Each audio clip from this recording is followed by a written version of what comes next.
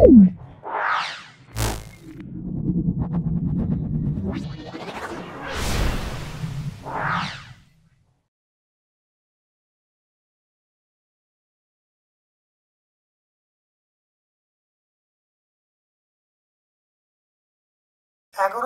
School, সেটা হলো Malda CC girls high school solve করছি।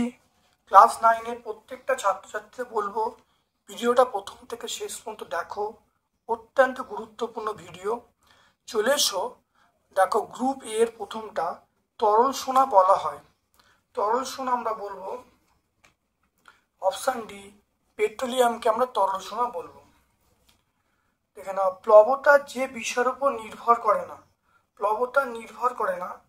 দেখো প্লবতা যে বিষয়ের উপর নির্ভর করে না, এক বলা যে গভীরতা, 2 বস্তুর আয়তন, 3 হলো তরলের ঘনত্ব, 4 হলো অভিকর্ষ ত্বরণ।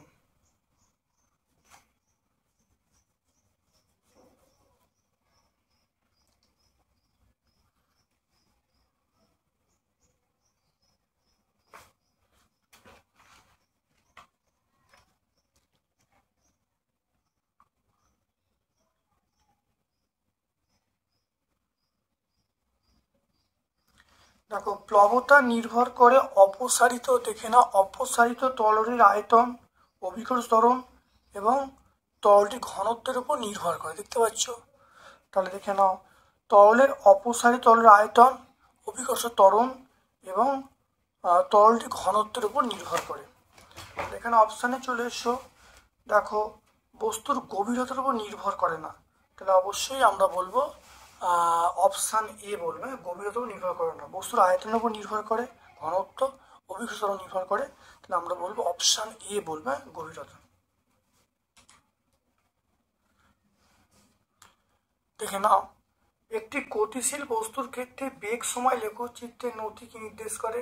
তাহলে বেগ সময় লেখচিত্রের নথি এটা নির্দেশ করে ত্বরণ। আমরা বেগ সময় লেখচিত্রের নথি নির্দেশ কি করে? ত্বরণ করে। শক্তির মাত্রা সংকেত, শক্তির মাত্রা সংকেত আমরা বলবো mL²T⁻², অপশান এ। বাদুড় তার গতিপথ নিয়ন্ত্রণের জন্য ব্যবহার করে, সেটা আমরা বলবো শব্দোত্তর তরঙ্গ, আমরা অপশান সি বলবো শব্দোত্তর তরঙ্গ। 1 ক্যালোরি তাপ পাওয়া যায়, এটা হলো 4.2, 1 ক্যালোরি মানে 4.2 জুল। প্রদত্ত কোনটি আইসোটোন? আইসোটোন মানে ইলেকট্রন সংখ্যা সমান, দেখে নাও অপশান, তবে ইলেকট্রন সংখ্যা সমান, ইলেকট্রন আইসোটোন মানে এটা হলো নিউটন সংখ্যা সমান। দেখো এখানে দেখো 30 থেকে 14 বাদ দিলে 16 হবে, দেখো 31 থেকে 15 বাদ দিলে 16 হবে, তাহলে অপশান ডি হবে, অর্থাৎ নিউটন সংখ্যা সমান।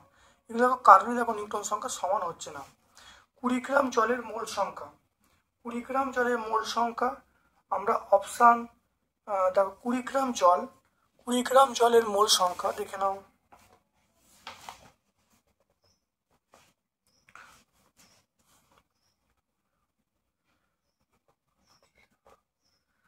দেখো 20 গ্রাম জলের মোল সংখ্যা, তাহলে 20 আর জল মানে 18, তাহলে 20/18।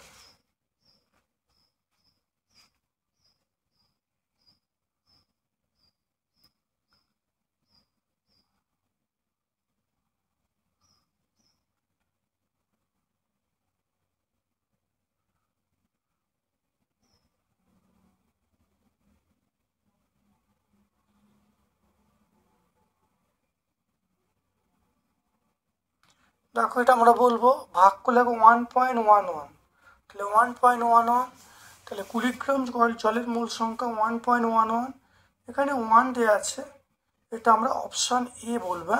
দেখো 1.11, তাহলে অপশান এ।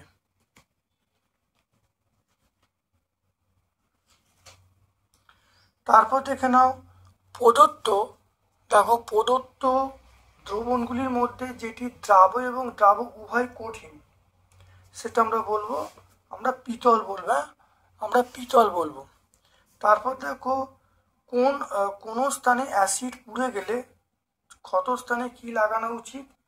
ক্ষতস্থানে আমরা বলবো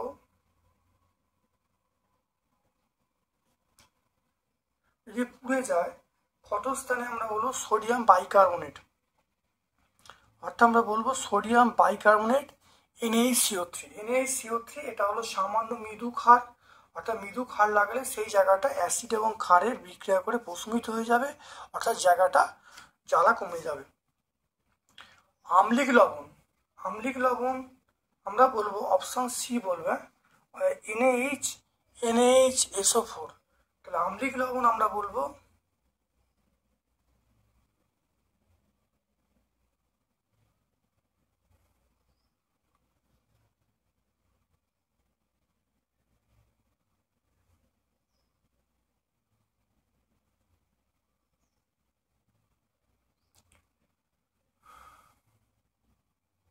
তাহলে আম্লিক লবণ বলতে আমরা বলবো এখানে অপশানে NaH অর্থাৎ সোডিয়াম বাইসালফেট, সোডিয়াম বাইসালফেট আম্লিক লবণ। বিশুদ্ধ জলের বাষ্পায়নের জন্য লিনটা কত প্রয়োজন, এটা আমরা বলবো 537 ক্যালোরি পার গ্রাম। আমরা অপশান এ বলবো, অপশান এ। তারপর দেখো শীতপ্রধান দেশে জলাশয়ের উপরিতলে বরফ জমে গেলে জলের তলদেশের তাপমাত্রা কত হবে, সেটা বলবো 4 ডিগ্রি সেন্টিগ্রেড, অর্থাৎ অপশান বি বলবে। পরের প্রশ্ন চলে এসো কার্যের এসআই একক। দেখো কার্যের এসআই একক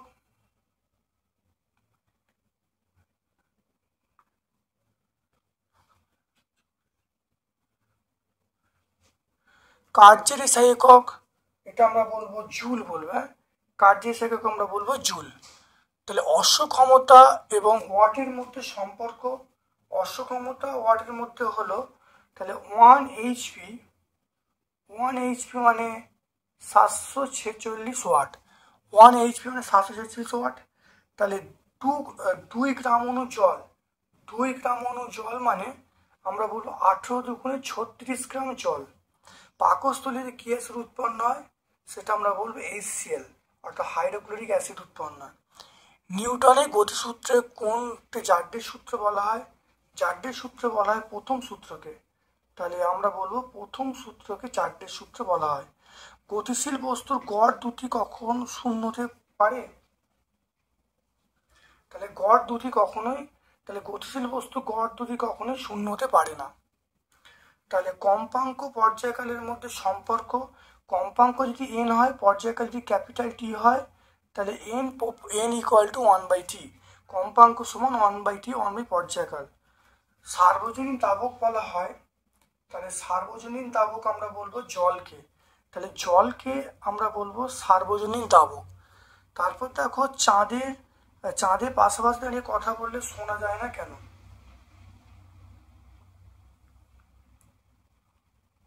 তাহলে মাধ্যম নেই। হ্যাঁ, চাঁদের পাশাপাশি দাঁড়িয়ে কথা বললে শব্দ শোনা যায় না কেন, কারণ বায়ুমণ্ডল না থাকায়। তাহলে বায়ুমণ্ডল নেই, তাহলে বায়ুমণ্ডল নেই, অর্থাৎ শব্দ বিস্তারের জন্য কোনো মাধ্যম নেই। তাহলে শব্দ বিস্তারের জন্য মাধ্যম নেই, অর্থাৎ বায়ুমণ্ডল না থাকার জন্য আমরা শব্দ শুনতে পাই না। বলয় পরীক্ষায় উৎপন্ন বলয়টির সংকেত দেখে নাও, এটা আমরা বলবো FeH2O হোল 5NO, সেটা হলো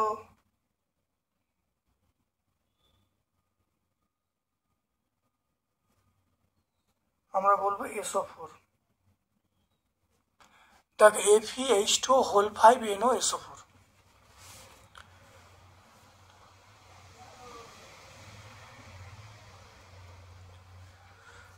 দেখো সোডিয়াম পারমুটেটের সংকেত, এটা আমরা বলবো NaL,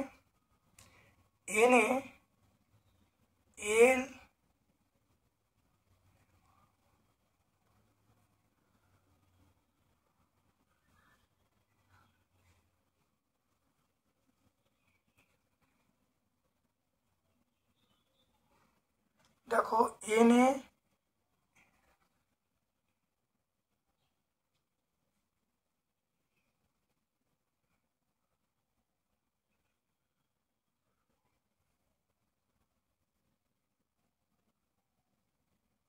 Na অর্থাৎ Na2,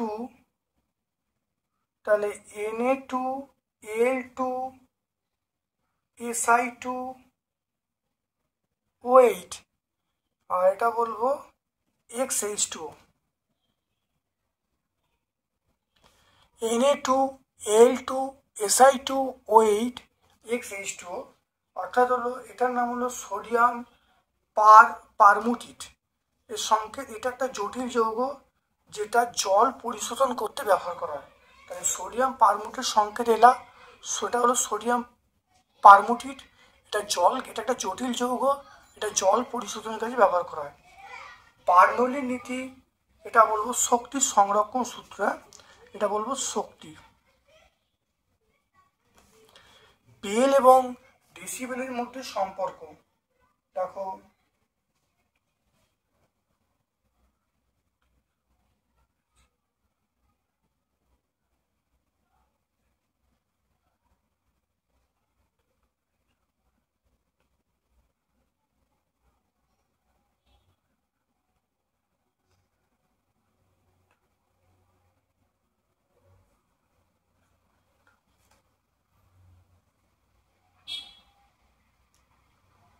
তাহলে বেল এবং ডেসিবেলের মধ্যে সম্পর্ক, তাহলে এক বেল মানে আমরা বলবো 10 ডেসিবেল। তাহলে এক বেল মানে আমরা বলবো 10 ডেসিবেল। তারপরে ব্যতিক্রান্ত প্রসারণ কোন তরলের বৈশিষ্ট্য? ব্যতিক্রান্ত প্রসারণ আমরা বলবো জলের বৈশিষ্ট্য, আমরা বলবো জল। ব্যতিক্রান্ত প্রসারণ জলের বৈশিষ্ট্য। ফ্লুরোসিস রোগ কি কারণে হয়?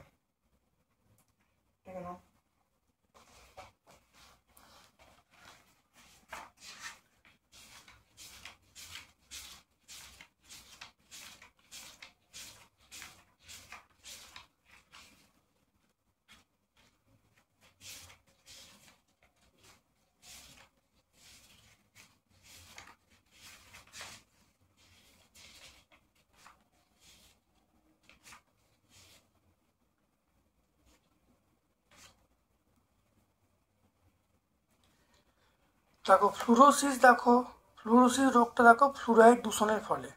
দেখে নাও ফ্লুরোসিস রোগ দেখতে পাচ্ছ, তাহলে ফ্লুরাইডের জন্য এই ফ্লুরোসিস রোগ হয়। অর্থাৎ জলে ফ্লুরাইডের মাত্রা বেড়ে গেলে তাহলে ফ্লুরোসিস রোগ হয়।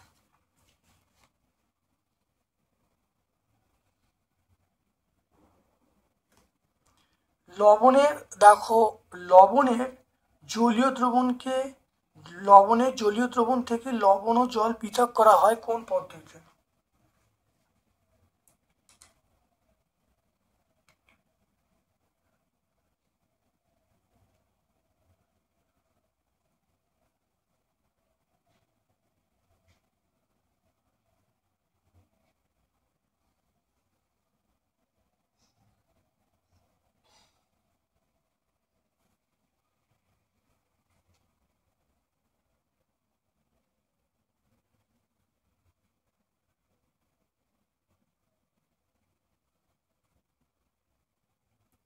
এটা বলবো এই পদ্ধতির নাম হলো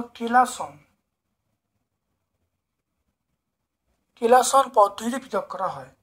অ্যাসিড দ্রবণে ফেনল্যাকটোনের বর্ণ কি হবে? অ্যাসিড দ্রবণে ফেনল্যাকটোনের বর্ণ আমরা বলবো বর্ণহীন হবে। অ্যাসিড দ্রবণে ফেনল্যাকটোনের বর্ণ বর্ণহীন হবে। 50 সেমিকিউব অ্যালকোহলে 10 সেমিকিউব জল মেশানো হলো, দ্রবণটিতে দ্রাবক এবং দ্রাবক উল্লেখ করতে বলছে। আচ্ছা, দ্রাবক হলো আমরা যার পরিমাণ বেশি সেটা দ্রাবক। তাহলে দ্রাবক আমরা বলবো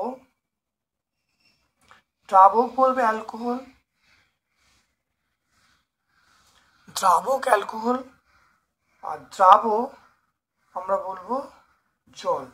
যার পরিমাণ বেশি সেটা দ্রাবক, যার পরিমাণ কম সেটা আমরা দ্রাবক। অর্থাৎ জলটা দ্রাবকটা হলো অ্যালকোহল।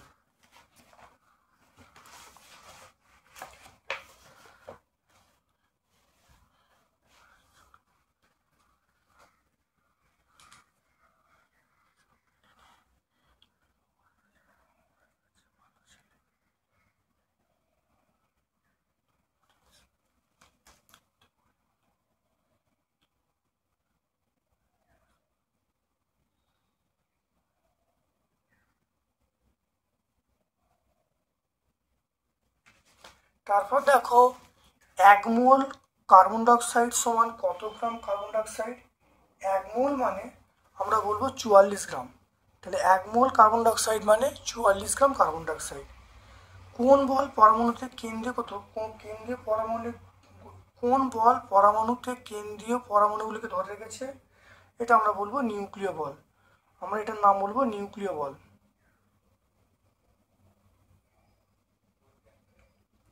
এটার নাম হলো নিউক্লিয় বল। দ্রুতি কি রাশি? দ্রুতিটা অবশ্যই আমরা বলবো স্কেলার রাশি, কারণ এর মান আছে, কোনো দিক নেই। ডাইন এবং নিউটনের মধ্যে সম্পর্ক দেখো, 1 নিউটন মানে আমরা বলবো 10⁵ ডাইন। তাহলে 1 নিউটন সমান আমরা বলবো 10⁵ ডাইন। অ্যাভোগাড্রো সংখ্যার মান কত?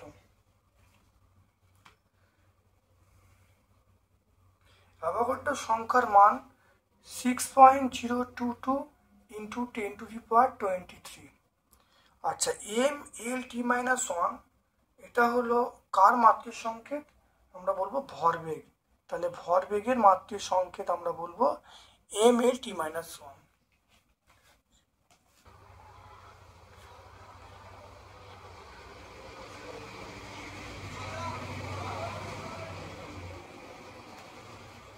দেখে নাও লম্বন ত্রুটি। চলে এসো লম্বন ত্রুটি কাকে বলে। দেখে নাও, পাঠ নেওয়ার সময় স্কেলের পাঠ বিন্দু থেকে চোখে লম্বভাবে পাঠ নিতে হয়, না হলে পাঠে ত্রুটি আসে। এই ধরনের ত্রুটিকে আমরা বলবো লম্বন ত্রুটি।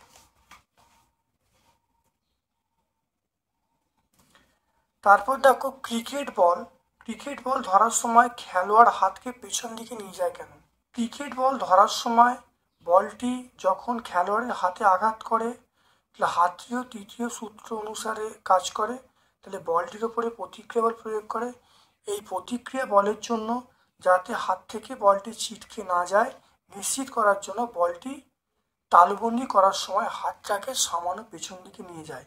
এর ফলে বলটি গতিহীন হয়ে তাহলে গতিহীন হতে বেশি সময় নেয়, ফলে বলটির সৃষ্ট মন্দনের মান কমে যায় এবং এতে আঘাতের তীব্রতাও হ্রাস পায় এবং কম প্রতিক্রিয়া বলের জন্য বলটি ছিটকে যাওয়ার সম্ভাবনা থাকে না। তারপরে দেখে নাও নিউটনের যে সূত্র থেকে বলের সংজ্ঞা পাওয়া যায় সেই সূত্র বিবৃত করতে বলছে।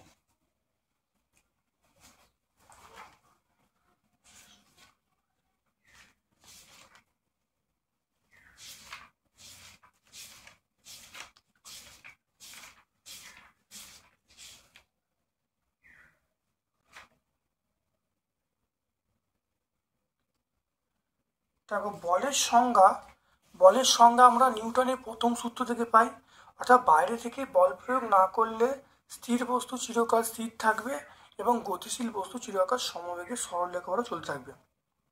এই সূত্র থেকে আমরা যেটা পাই, বলের সংজ্ঞা পাই এবং জাড্য ধর্ম পাই।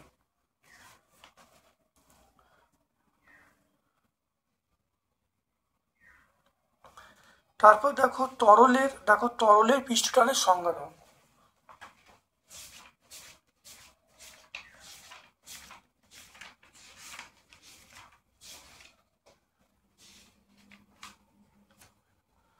তরলের পৃষ্ঠটান অর্থাৎ তরল মুক্ত পৃষ্ঠে একটি রেখা কল্পনা করলে রেখার ওপর লম্বভাবে তরল পৃষ্ঠে স্পর্শক বরাবর একক দৈর্ঘ্যে যে বল প্রয়োগ করা হয় তাকে আমরা তরলের পৃষ্ঠটান বলবো।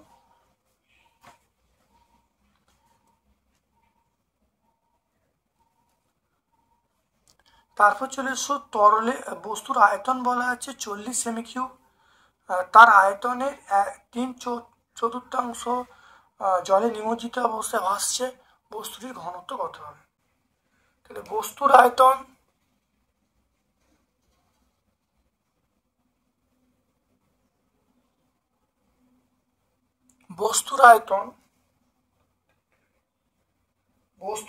আমরা বলবো ভি। বস্তুর ঘনত্ব আমরা বলবো রো।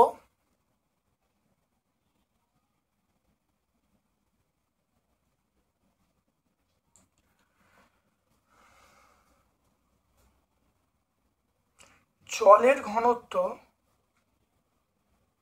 জলের ঘনত্ব 1 গ্রাম পার সিসি।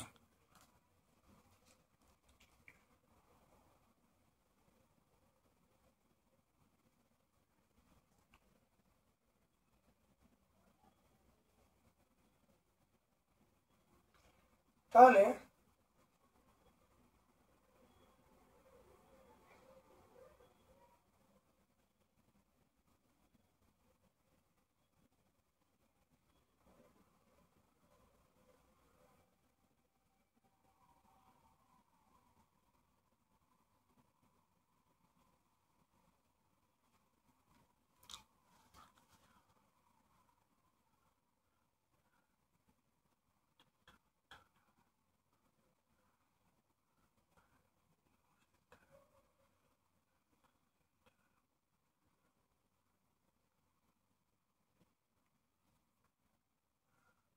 তাহলে বস্তুর ওজন কি হবে?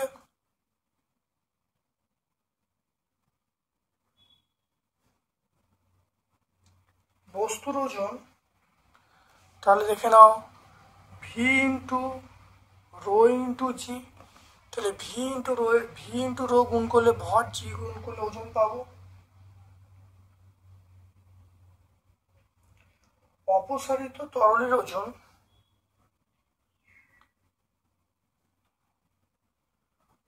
অপসারিত অপসারিত অপসারিত তরলের ওজন বা অপসারিত জলের ওজন, অপসারিত জলের ওজন আমরা পাবো ভি ড্যাশ পাবো ইন্টু 1 ইন্টু জি। তাহলে এখানে তাহলে ভি ড্যাশ মানে অপসারিত জলের আয়তন ইন্টু 1 জলের ঘনত্ব ইন্টু জি।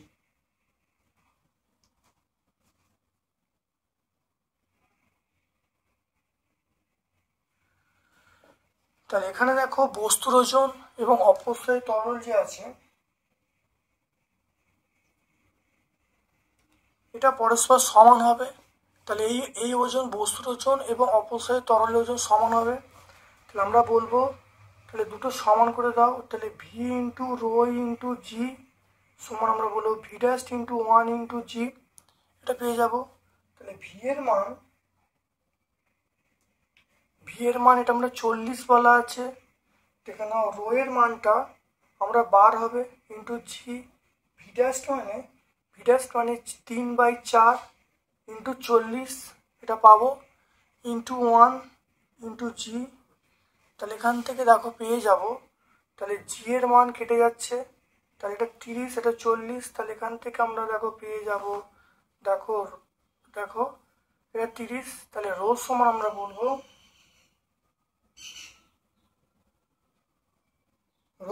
আমরা বলবো দেখে নাও 30/40। 30/40 তাহলে রো এর মানটা পেয়ে যাব 3/4। 3/4 মানে 0.75। 0.75 তাহলে বস্তুটির ঘনত্ব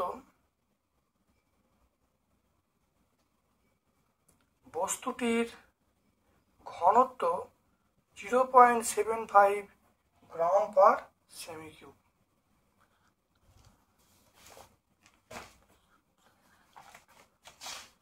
তাহলে বস্তুর দেখে নাও বস্তুর ঘনত্ব অর্থাৎ বস্তুর আয়তন ভি, বস্তু ঘনত্ব রো এটা বার করতে হবে। এটা জলের ঘনত্ব 1 গ্রাম পার সিসি। তাহলে বস্তুর ওজন মানে ভি ইন্টু রো। তাহলে ভি এর সঙ্গে রো গুণ করলে ভর পাবো, ভরের সঙ্গে জি গুণ করলে আমরা ওজন পাবো। অপসারিত জলের ওজন কী হবে? তাহলে বস্তু যে পরিমাণ তরল অপসারিত জলের আয়তন ইন্টু ঘনত্ব গুণ করলে ভর ইন্টু জি। তাহলে এই দুটো মানে ওজন সমান হবে, সমান করা হয়েছে। দেখো রো এর মান পেয়ে গেলাম 30/40। তাহলে রো মানে 3/4, 3/4 মানে 0.75। তাহলে বস্তুটির ঘনত্ব হলো 0.75 গ্রাম পার সেমি কিউব।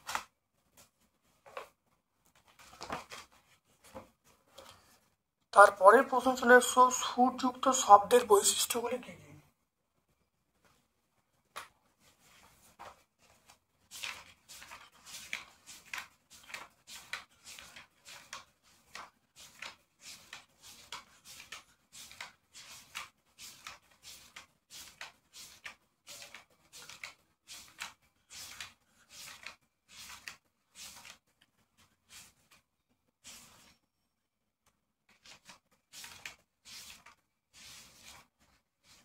দেখো সূর্য শব্দের বৈশিষ্ট্য একটা হলো প্রাবল্য, একটা তীক্ষ্ণতা, একটা গুণ বা জাতি।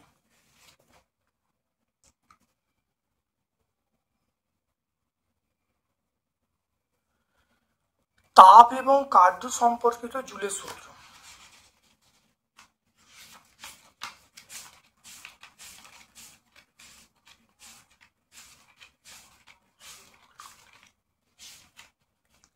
দেখো যদি কার্যকে সম্পূর্ণরূপে তাপে রূপান্তর করা হয় তাহলে কাজ এবং উৎপন্নতা পরস্পরের সমানুপাতিক। দেখে নাও, অর্থাৎ W proportional H, W equal to J H.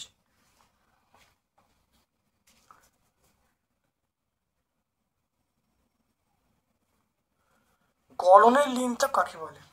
না, গলনের লিন তাপ দেখো প্রমাণ চাপে কোনো কঠিন পদার্থ একক ভরে উষ্ণতা স্থির রেখে সমগ্র পদার্থ তরলে পরিণত করতে যে পরিমাণ তাপ প্রয়োজন হয় তাকে আমরা বলবো গলনের লিন তাপ। এর মান দেখো, আমরা দেখো বরফ গলনের লিন তাপ পেয়ে যাবো 80 ক্যালোরি পার গ্রাম।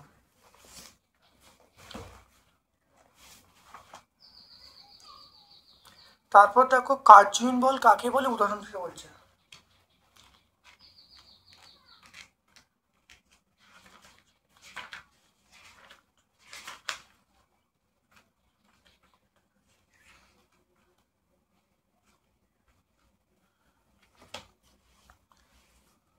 দেখো কোনো বস্তুর উপর বল প্রয়োগ করলে যদি বলে প্রয়োগ বিন্দু সরণ বলের অভিমুখে সমকোণে হয় তাহলে বলবো প্রযুক্ত বল কোনো কাজ করে না, এই কার্যকে আমরা কার্যহীন বল বলবো, অর্থাৎ এই বলকে আমরা বলবো কার্যহীন বল।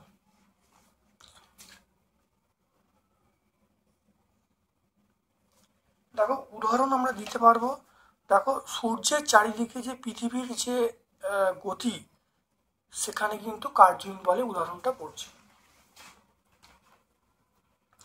এটা ছাড়াও তোমরা দেবে কার্যক্ষমতা শক্তির একটা প্লেলিস্ট আছে, সেই প্লেলিস্টে তোমরা অবশ্যই উত্তরগুলো পেয়ে যাবে। দেখো এই পরমাণুতে প্রোটন সংখ্যা, ইলেকট্রন সংখ্যা, নিউট্রন সংখ্যা বার করতে বলছি।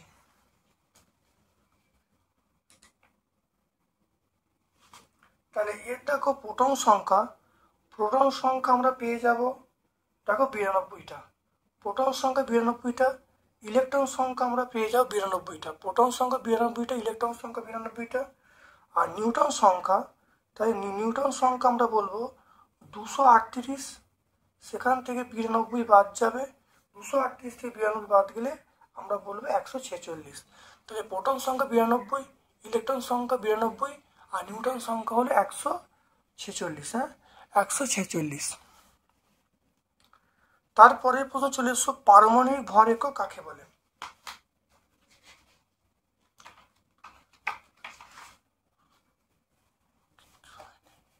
তাহলে কার্বন, দেখো কার্বনের 12 আইসোটোপের একটি পরমাণুর প্রকৃত ভর 1/12 অংশকে আমরা বলবো পারমাণবিক ভর একক বা 1 এমই বলবো।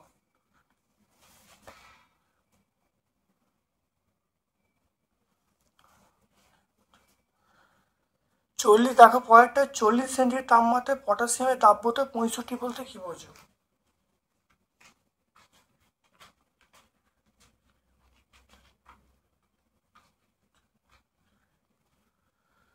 দেখে নাও, এখানে দেখো 85 সেন্ট তাপমাত্রায় পটাশিয়ামের দাব্যতা 85 বলতে বোঝায় 50 সেন্ট তাপমাত্রায় 100 গ্রাম জলে 85 গ্রাম পটাশিয়াম নাইট্রেট দ্রবীভূত হয়ে সম্পৃক্তবন তৈরি করে।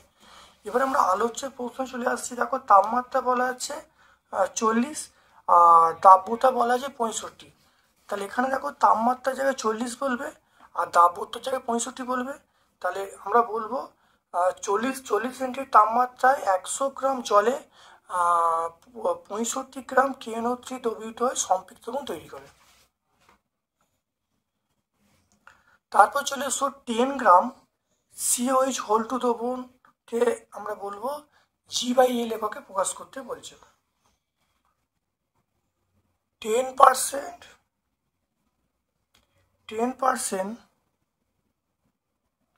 CaOH হোল টু দ্রবণ বলতে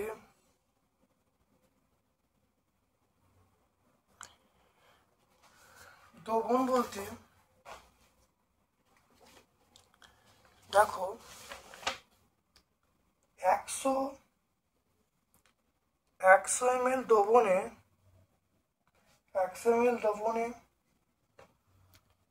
10 গ্রাম CaOH দ্রবীভূত আছে।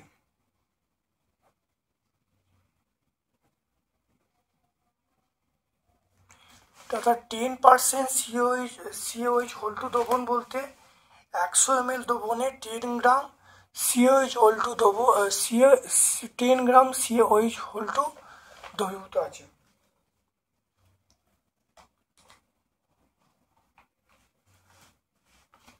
তাহলে CaOH এর পরিমাণ আমরা কত বলবো? তাহলে 10/100 ইন্টু আমরা 1000 বলবো। তো এটা কাটাকুটি করলে আমরা 100 বলবো, এটা 100 বলবো। দেখে নাও তাহলে দ্রবণের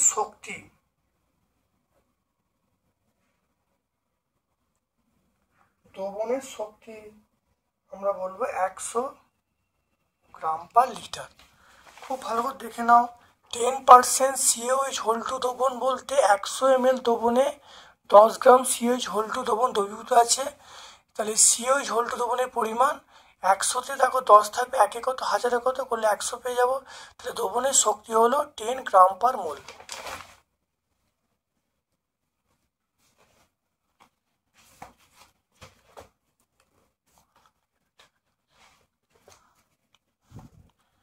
তাহলে সোডিয়াম হাইড্রোক্সাইডের গাঢ় দ্রবণে অ্যালুমিনিয়াম চূর্ণ যোগ করে উত্তপ্ত করা হলো। সোডিয়াম হাইড্রোক্সাইড দ্রবণের মধ্য দিয়ে অ্যালুমিনিয়াম চূর্ণ যোগ করলে সোডিয়াম অ্যালুমিনেট এবং হাইড্রোজেন উৎপন্ন হবে।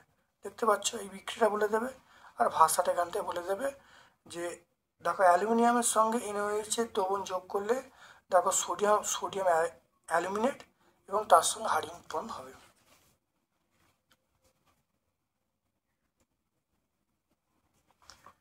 তারপরে চলে এসো আংশিক পাতন বলতে কি বোঝো?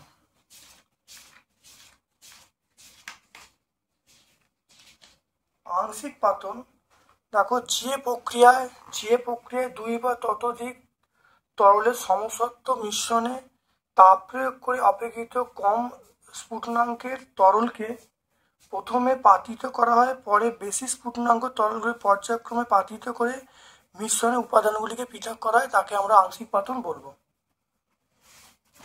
এটা আমরা বলবো C115। ইউটিফিকেশন কাকে বলে?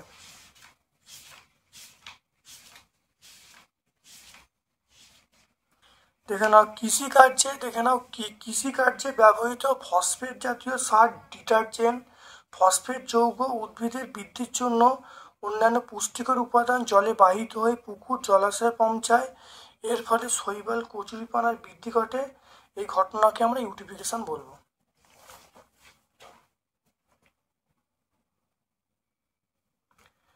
জল দূষণের 2টি কারণ লিখতে বলছে।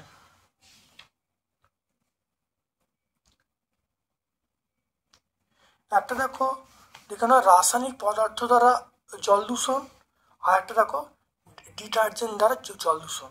তাহলে এখানে আমরা কৃষিকার্য থেকে শুরু করে আমরা বলবো জল দূষিত বলবো, আর এখানে দেখো এই যে জামা কাপড় থেকে শুরু করে আমরা বলবো সৃষ্টি করে পর্যন্ত বলি, উত্তরটা হয়ে যাবে।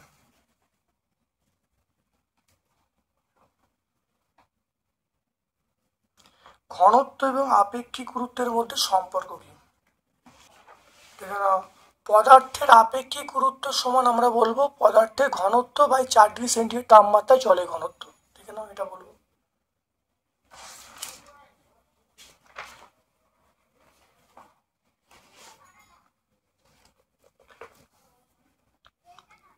সেকশন ডি এর চলে এসো। দেখো গ্রুপ ডি এর প্রশ্ন চলে এসো, রৈখিক ভরবেগের সংরক্ষণ সূত্র বিবৃত করতে বলছে।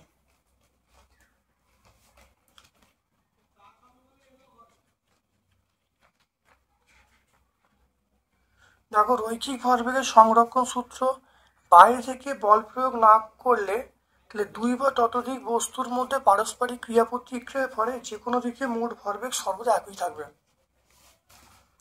এটা 40 পেজ। নিউটনের তৃতীয় সূত্র থেকে রৈখিক বর্গের সূত্র প্রতিষ্ঠা করতে বলছে।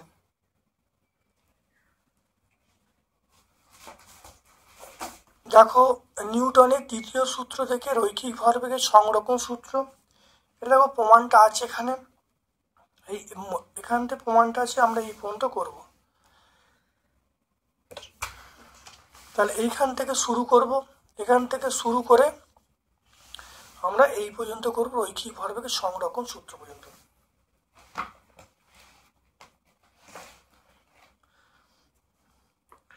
তারপর দেখো, বার্নৌলির উপপাদ্য বিবৃত করতে বলছে, গাণিতিক বিশ্লেষণ দিতে বলছে।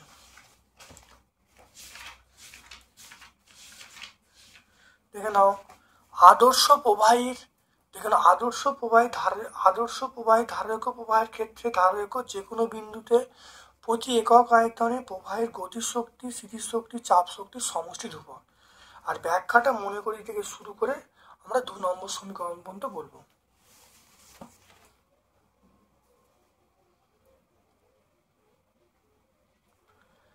দেখে নাও, দ্রুতগামী ট্রেনের পাশে দাঁড়ানো বিপজ্জনক কেন?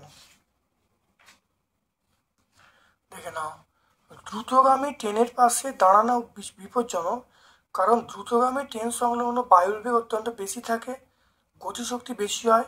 বার্নৌলি নীতি অনুসারে তাহলে গতিশক্তি বৃদ্ধি পেলে চাপ কমে যাবে, তাই দ্রুতগামী ট্রেন সংলগ্ন স্থানে দূরের বায়ুচাপ অপেক্ষা এটা দূরের, দেখো তাই দ্রুতগামী ট্রেনের সংলগ্ন স্থানে বায়ুচাপ দূরের বায়ুচাপ অপেক্ষা অবশ্যই কমে যায়। ফলে ব্যক্তি যেদিকে ট্রেনের বিপরীত দিকে, অর্থাৎ ব্যক্তি যেদিক ট্রেনের বিপরীতে অর্থাৎ ব্যক্তির যেদিক ট্রেনের বিপরীত দিকে থাকে সেদিকেই বায়ুচাপ বেশি হয়, ফলে ট্রেনের দিকে একটা লব্ধি বল কাজ করে, ফলে দুর্ঘটনা ঘটতে পারে।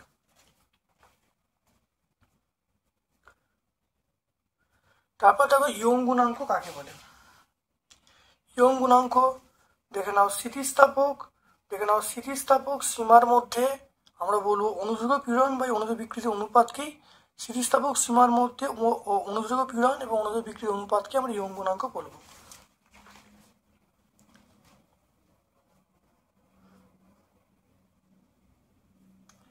প্রলম্বন কোলয়েডের দ্রবণের মধ্যে পার্থক্য।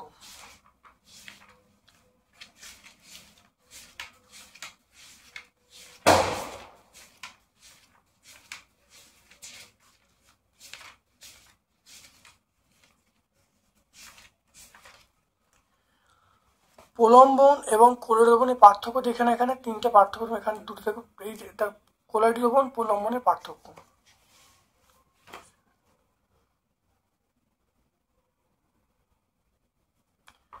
তারপর দেখো, প্রমাণ করো অবাধে পতনশীল বস্তুর মোট শক্তি ধ্রুবক থাকবে।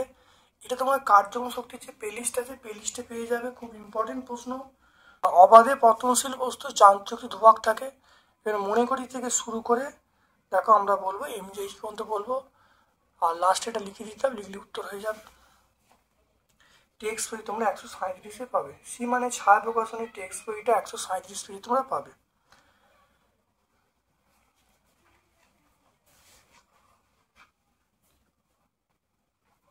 তারপর চলে এসো 100 পাউন্ড ভরের বস্তুকে ক্রেনের সাহায্যে 5 মিনিটে 300 ফুট ওপরে তোলা হচ্ছে। ক্রেনটির ক্ষমতা এইচপি বা হর্স পাওয়ারে বলতে বলছে। আমরা বলবো 100 পাউন্ড, এখানে এলবি বলতে পাউন্ড। বস্তুর ভর 100 পাউন্ড, এটা হলো পাউন্ড, এখানে লেখা হয়।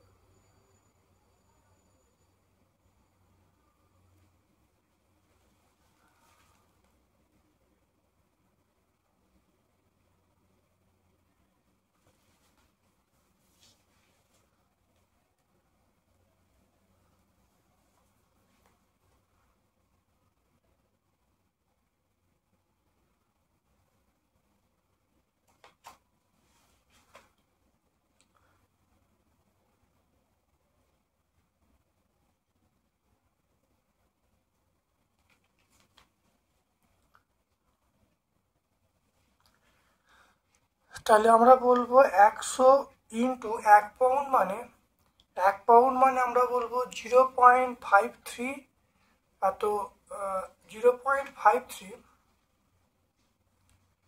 তাহলে 0.453 কেজি।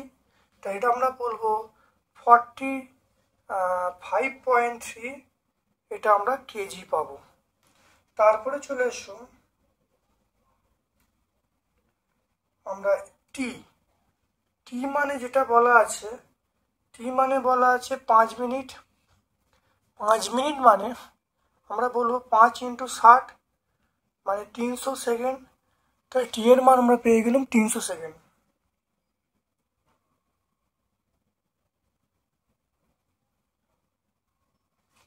এইচ মানে আমরা বলবো 300 ফুট। এইচ মানে আমরা 300 ফুট বলবো।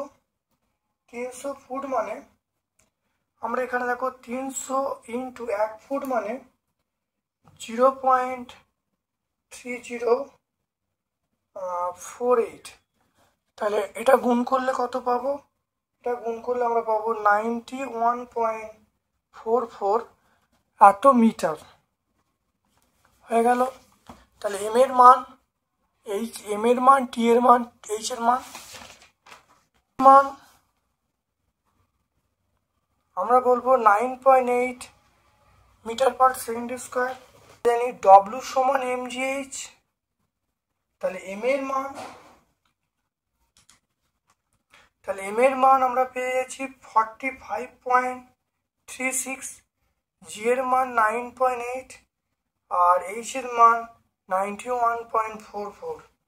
এটা করলে দেখো ডব্লিউর মান যেটা বেরোবে সেটা 40645.7, এটা জুল পাবো, এটা জুল। এবারে দেখো ক্ষমতা পি মানে আমরা বলবো W/T। তাহলে ডব্লিউ মানে 40645.7, টি এর মান 300, এটা joule per second. Joule per second মানে আমরা ওয়াট বলতে পারি। এইটা ভাগ করে যেটা আসবে পি এর মানটা তোমরা পাবে 135.48 জুল পার সেকেন্ড মানে ওয়াট। এটা আমরা ওয়াট পেয়ে গেলাম। বলেছে এইচপি তে চেঞ্জ করতে। হ্যাঁ যাও না। 700, এটা হলো 746 দিয়ে ভাগ করে দিই, তাহলে পি এর মানটা পেয়ে যাব 0.1H, এটা এইচপি বা হর্স পাওয়ার বলবো। তাহলে এখানে দেখে নাও, তাহলে এম এর মান 100 পাউন্ড, 100 পাউন্ড মানে 0.453, এটা গুণ করা হলো এত কেজি।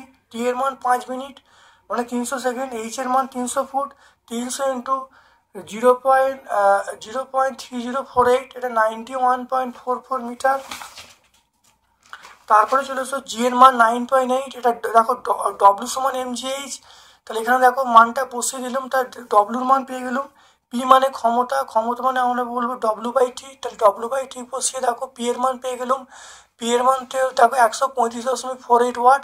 এটাকেও 746 ভাগ করলে 0.18 এইচপি বা হর্স পাওয়ার। তাহলে যন্ত্রের যে ক্ষমতা সেটা 0.18 এইচপি। এরপর দেখে নাও শব্দ নির্বন্ধ বলতে কি বোঝো। দেখে নাও, শব্দ নির্বন্ধ বা শ্রুতি নির্বন্ধ অর্থাৎ কোনো শব্দের রেস আমাদের মস্তিষ্কে 0.1 সেকেন্ড স্থায়ী হয়, এই সময়কালকে আমরা শব্দ নির্বন্ধ বা শ্রুতি নির্বন্ধ বলবো।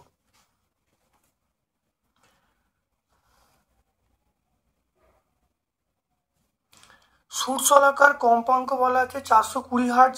এ থেকে উৎপন্ন শব্দের তরঙ্গদৈর্ঘ্য বলা 0.8 মিটার। উৎপন্ন শব্দের বেগ কত হবে?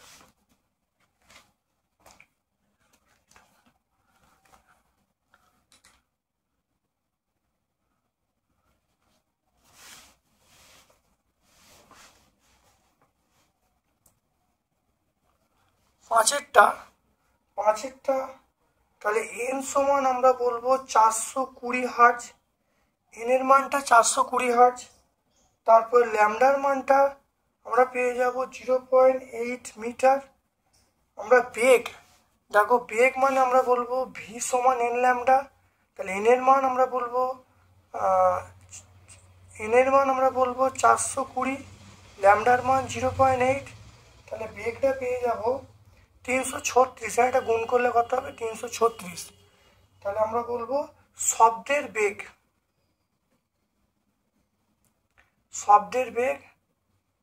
336 মিটার পার সেকেন্ড। এনের মান দেখো 420, ল্যামডার মান দেখো 0.8, ভি সমান এন ল্যামডা, এনের মান ল্যামডার মান বলছে 336, তাহলে শব্দের বেগ পেয়ে 336 মিটার পার সেকেন্ড। তারপর চলে এসো নাইট্রিক অ্যাসিডের শনাক্তকরণের পরীক্ষাটি উল্লেখ করো। দেখে নাও, নাইট্রিক শনাক্তকরণ বলয় পরীক্ষাটা তোমার বলে দেবে, এইখানে একটি থেকে শুরু করে একদম এই পর্যন্ত বলবে। অ্যান্টাসিড কাকে বলে? দেখে নাও অ্যান্টাসিড কাকে বলে।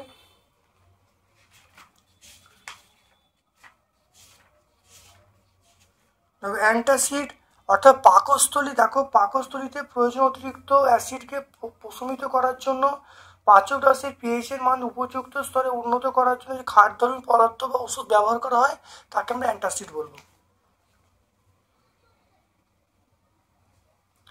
দাব্যতা লেখ কাকে বলে?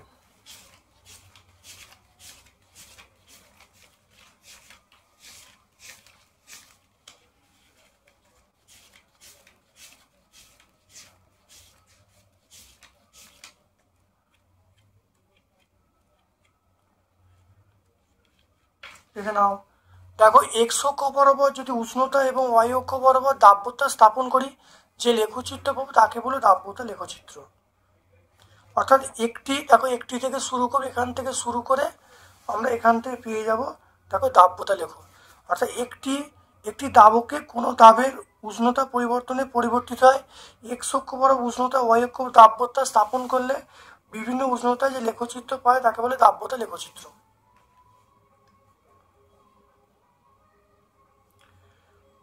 সোডা ওয়াটারের বোতলে ছিপি খুললে বোতলে ফেনার সৃষ্টি হয় কেন?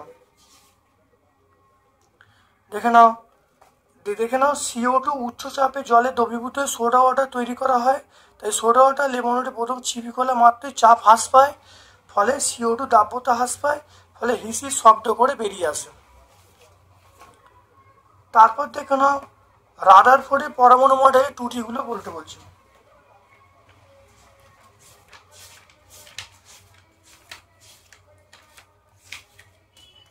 যেখানে রাদারফোর্ডের পরমাণু ত্রুটি দেখো না, 1 আর 2 দুটো পয়েন্ট দেখো, 1 আর 2 দুটো পয়েন্ট উল্লেখ করে দেবে।